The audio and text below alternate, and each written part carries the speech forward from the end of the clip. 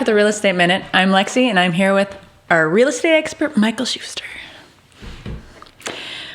I'm going to ask you a question that I'm sure everybody is just dying to know the answer for. I'm dying to answer it. All right.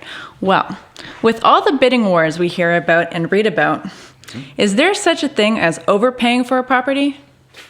Well, I think that depends on a few factors.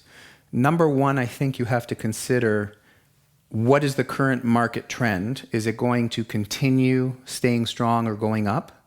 Or is there a downturn in sight? The other thing that obviously we need to consider is how long do you intend in staying on the property? Because if you're going to stay in a property for 2 or 3 years and we don't have a crystal ball and there's a chance that the market will turn down, there is a slight chance of overpaying. All indications and all studies right now say that our market is going to stay strong and increase for the foreseeable future. So as long as it's worth tomorrow than it is today, I don't think it's a huge risk of overpaying. But there is a big risk that I'd like to mention, and that is what the house will appraise for.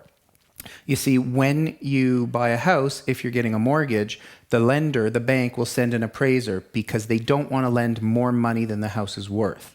Now, if you go to look at a house that's, let's say, $1 million down in a nicer part of town, and you say, I really want this house, and I'm going to offer, there's another offer 1.1, and you offer 150, and then someone else offers 1.2, and now you offer 1,250, and you're the lucky buyer.